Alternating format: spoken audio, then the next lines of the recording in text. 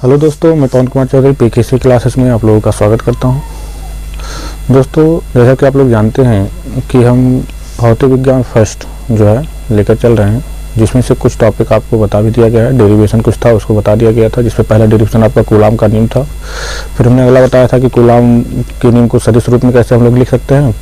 उसके बाद फिर हमने बताया वैद्युत क्षेत्र की तीव्रता के लिए व्यंजक, किसी भी बिंदु के लिए, किसी भी जो है बिंदु पर जो है वैद्युत क्षेत्र की तीव्रता क्या होगा। और फिर जो अगला टॉपिक था वो था अच्छी स्थिति में वैद्युत क्षेत्र की तीव्रता। तो आज का जो हमारा टॉपिक है वो ये है कि वैद्युत द्विध्रुव की निरक्षीय स्थिति में वैद्युत क्षेत्र की तीव्रता क्या होगी। अच्छी स्थिति के लिए हो गया, निरक्षीय स्थिति के लिए वैद्युत क्षेत्र की तीव्रता क्या होगी। चलिए सबसे पहले तो हम लोग चित्र बना लेते हैं, निरक्षीय स्थिति होता क्या है और उसकी वैद्युत क्षेत्र की तीव्रता क्या होगी, उसको हम लोग अच्छे से पहले देख लेते हैं। तो उसके लिए पहले हम लोग एक वैद्युत द्विध्रुव बना लेंगे। देखेंगे एक वैद्युत द्विध्रुव बना लेते हैं। देखिए मान लेते हैं एक आवेश यहाँ पर रख दिया गया है, एक आवेश को यहाँ पर रख दिया गया है। ठीक है, दो आवेश हैं और दोनों के बीच की जो डिस्टेंस ले लिया गया ये हो गया आपका 2L, या जो भी लेंगे आप, बीच का जो ये डिस्टेंस लिया गया ये हो गया आपका, मान लेते हैं देखो 2x हो गया यहाँ से। ठीक है, और यह हो गया इसका सेंटर। इसको मान लेते हैं एक को माइनस क्यू आवेश था, एक को प्लस क्यू आवेश दिया गया। ये प्लस क्यू आवेश है और ये माइनस क्यू आवेश है। ठीक है, अब हम लोग ये तो हो गया द्विध्रुव तैयार हो गया, द्विध्रुव जो है तैयार हो गया। द्विध्रुव का मतलब यही होता है कि ये समान परिमाण तथा विपरीत प्रकृति के दो आवेशों को निकट रख दिया जाता है, तो इस प्रकार का जो निकाय होता है उसी को जो है वैद्युत द्विध्रुव कहा जाता है।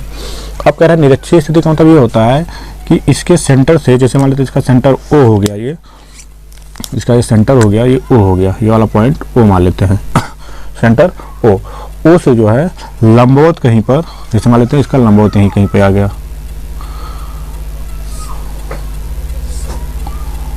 इसका लंबवत पार्ट हो गया,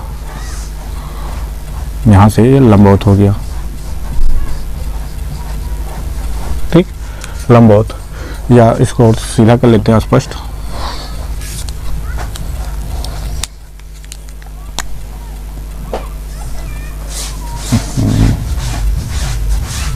जैसे मान लेते हैं लंबवत हो गया और यहाँ पर एक स्थित बिंदु P है।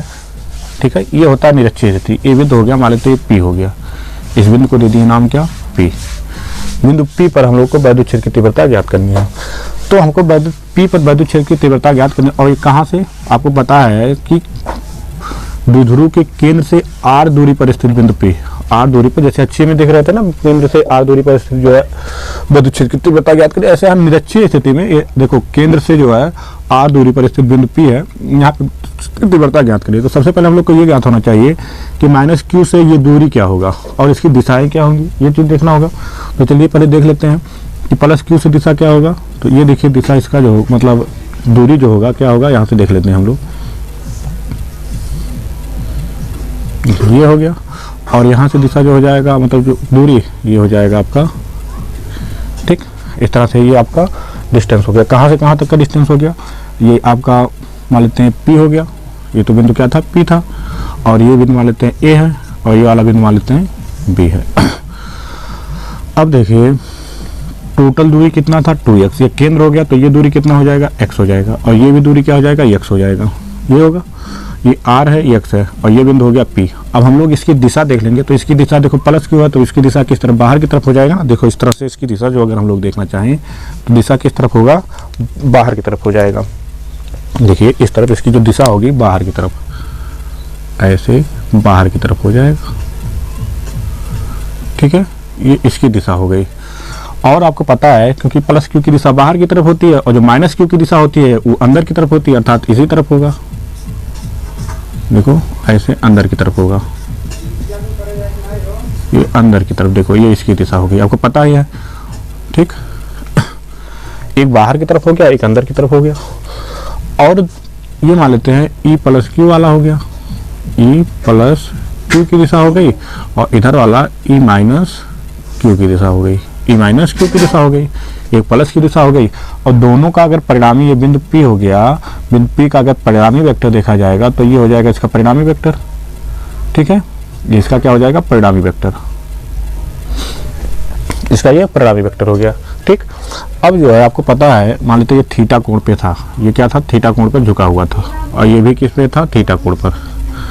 अब जब थीटा कोण पर था, आपको पता है कि ये भी कोण क्या बनेगा, थीटा कोण बनेगा, ये भी कोण क्या बनेगा, थीटा कोण। अब कैसे बनेगा, देखो ये वाला लाइनिंग देखिएगा, ऊपर वाला लाइनिंग देखिएगा, ऐसे है, इस तरह से है, और एक तिर्यक रेखा काट रही है। ये जब थीटा कोण बन रहा है तो ये भी आपका क्या बनेगा, ऊपर वाला भी क्या बनेगा, ये जब ये थीटा कोण बन रहा है, देखो यहाँ पर ये थीटा कोण बन रहा है, तो ये भी क्या बनेगा, थीटा कोण ही बनेगा। बनेगा कि नहीं बनेगा, बनेगा। क्यों बनेगा, क्योंकि ये एकांतर कोण का रिलेशन बता रहा है। कैसा कोण है ये, एकांतर कोण। देखो ये थीटा कोण है तो ये भी थीटा कोण बनेगा, क्योंकि एकांतर, अगर दो रेखाएं समांतर होती हैं और अगर उसको एक तिर्यक रेखा काट रही होती है तो ये जो रिलेशन बनाता है वो कैसा बनाता है, थीटा कोण, मतलब एकांतर कोण के हिसाब से थीटा कोण हो जाएगा। तो देखो ये थीटा कोण हो गया, ये भी थीटा कोण हो गया, दोनों थीटा कोण हो गए।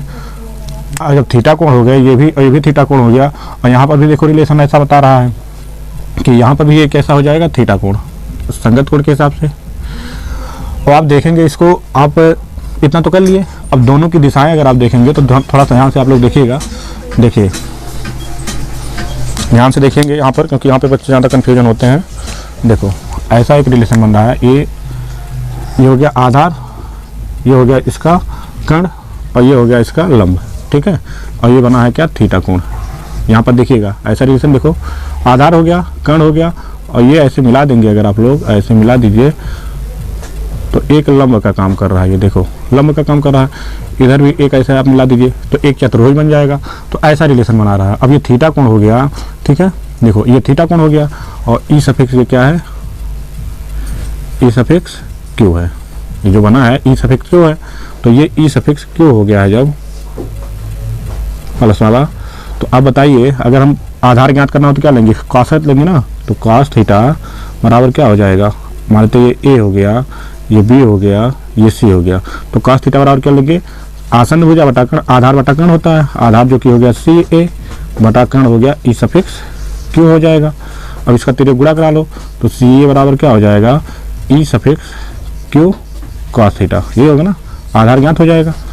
ठीक, ऐसे आप इसमें भी आ जाओ तो ये देखो क्या है, एक कर्ण है, देखो ये क्या है, एक कर्ण है, यहाँ भी थीटा कोण लेंगे तो ये आधार का काम करेगा।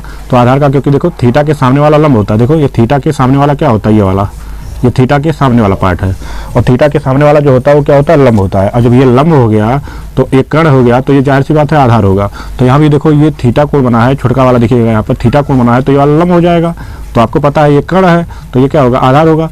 तो एक चीज आप देख रहे हैं, ई सफिक्स क्यू प्लस वाले का कॉस थीटा के साथ जो आपका घटक है, और माइनस वाले का, दोनों का दिशा एक ही तरफ है, ये इसकी दिशा दोनों का एक ही तरफ है। किसका, E Q plus cos theta का, इसका भी, और E minus Q cos theta का, दोनों की दिशा देखिए एक ही तरफ है, एक तरफ है कि नहीं है, दोनों की दिशाएं आप देख रहे होंगे तो एक ही तरफ जा रहा है। और जब दोनों की दिशाएं एक ही तरफ है तो हमारा क्या होगा, देखो दोनों की दिशा बन रहा है कि नहीं बन रहा है। यहाँ से आपको समझा दिए कि एक थीटा कोण था तो ये भी थीटा कोण क्या होगा, एकांतर कोण के हिसाब से। अब ये भी जो हम क्या किए, ये वाला लंब हो जाएगा और ये वाला आधार हो जाएगा। तो आपको यहाँ से बता दिए निकाल के क्या होगा, ये भी आपका आ गया ई प्लस क्यू वाला कॉस थीटा और ई माइनस क्यू का कॉस थीटा, दोनों, और दोनों की दिशाएं एक ही है। और एक चीज देखेंगे, लंबवत घटक में अगर वियोजित करोगे तो लंबवत घटकों में क्या होगा कि आपका ई साइन थीटा आएगा और एक आपका आ जाएगा, यहाँ पे अगर लंबवत घटक में आप वियोजित करेंगे जैसे इस तरह से लंबवत घटक में, तो ये लंबवत घटक हो जाएगा, ई माइनस एक क्यू हो जाएगा, ई प्लस क्यू हो जाएगा। तो इस विपरीत दिशा होने के कारण क्या हो जाएगा, परिमाण तो समान रहेगा, विपरीत दिशा होने के कारण ये क्या हो जाएगा, शून्य हो जाएगा। तो इसलिए जो है उसका कोई मतलब नहीं है। तो चलिए हम लोग सब पहले डेरिवेशन कर लेते हैं, और अगर आपको लिखना जो होगा वो आप आराम से लिख सकते हैं कि माना कि एक वैद्युत द्विध्रुव ए भी है जो दो विपरीत प्रकृति के और समान परिमाण के आवेशों से मिलकर बना हुआ है, जिसे निर्वात में रखा गया है, और इसके निरक्षीय स्थिति में एक बिंदु पी पर वैद्युत क्षेत्र की तीव्रता हमें ज्ञात करनी है। बस ये इतना आपको लिखना है, उसका डेरिवेशन करना है। तो चलो अब थोड़ा सा हम लोग देख लेते हैं तो देख लेते हैं। तो सबसे पहले हम लोग क्या करेंगे, इसको ज्ञात कर लेंगे। कैसे ज्ञात करेंगे, तो पहले हम लोग ये ज्ञात कर लेते हैं कि माइनस क्यू आवेश के कारण बिंदु पी पर वैद्युत क्षेत्र की तीव्रता, माइनस क्यू आवेश के कारण बिंदु पी पर वैद्युत क्षेत्र की तीव्रता, वैद्युत क्षेत्र की तीव्रता क्या हो जाएगा, E माइनस क्यू बराबर क्या हो जाएगा, kappa Q by are square. तो आर के स्थान पे क्या है, देखो AP है, आर के स्थान पे क्या है, AP है, AP हो जाएगा। ठीक, और AP का वैल्यू देखो निकाल भी लेते हैं, AP का वैल्यू आप निकाल सकते हैं, नहीं तो ऐसा आप मान लो समीकरण नंबर 1। ठीक है, इसी प्रकार प्लस क्यू आवेश के कारण, प्लस क्यू आवेश के कारण बिंदु P पर वैद्युत क्षेत्र की तीव्रता, जो कि क्या हो जाएगा, E क्यू बराबर हो जाएगा कापा क्यू बाई, देखो प्लस क्यू आवेश क्या होगा, BP हो जाएगा, BP हो जाएगा। समीकरण नंबर 2, ये समीकरण नंबर 2 हो गया। ठीक है, यहाँ तक किसी कोई दिक्कत नहीं है। अब आगे फिर देख लेते हैं, AP BP का मान निकाल लेते हैं, AP BP का मान निकाल लेते हैं। कैसे निकालेंगे, इसको ये छोड़ देते हैं, त्रिभुज ले लेते हैं हम लोग। यहाँ पर देखो ये बिंदु आपका O है, ध्यान रखना ये बिंदु O है, त्रिभुज ले लेते हैं OPB, त्रिभुज OPB में आपका ये लंब है, कर्ण है, आधार है। ठीक है, तो हमारा क्या ज्ञात करना है, कर्ण ज्ञात करना, BP का स्क्वायर बराबर लंब का स्क्वायर मतलब R का स्क्वायर प्लस x का स्क्वायर। तो BP बराबर क्या हो जाएगा, under root x square plus R square, ये BP हो गया। ठीक है, x square plus R square. इसी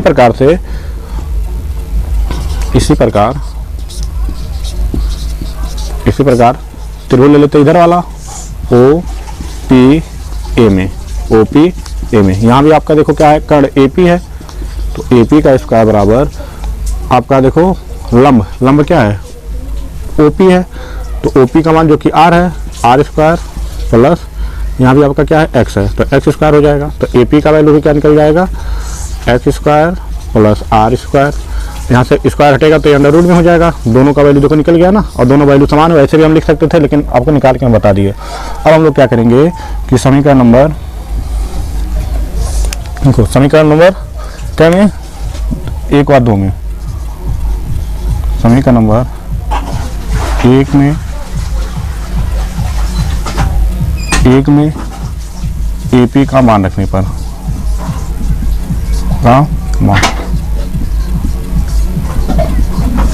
मान रखने पर AP का मान रखेंगे तो देखो A माइनस क्यू बराबर हो जाएगा कापा क्यू बाई, AP का वैल्यू देखो क्या निकला है, AP का value under root x square plus R square. अब स्क्वायर है, सॉरी एक चीज़ आप लोग ध्यान दीजिएगा, यहाँ पे क्या रहेगा, स्क्वायर रहेगा, सॉरी ये हम लोग भूल गए थोड़ा सा, क्या होगा, स्क्वायर रहेगा, ये मिस्टेक हो गया। तो ये क्या हो जाएगा, होल स्क्वायर। ठीक, इसको मान लेते हैं और थोड़ा सा कर लेंगे, E सफिक्स माइनस क्यू बराबर kappa Q by under root हट जाएगा x स्क्वायर और R स्क्वायर, ये हो जाएगा आपका। ठीक है, समीकरण नंबर इसको मान लेते हैं 3, समीकरण नंबर क्या हो जाएगा आपका, 3 हो जाएगा। इसी प्रकार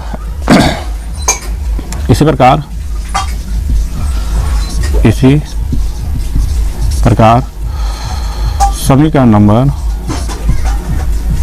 2 में BP का मान रखने पर,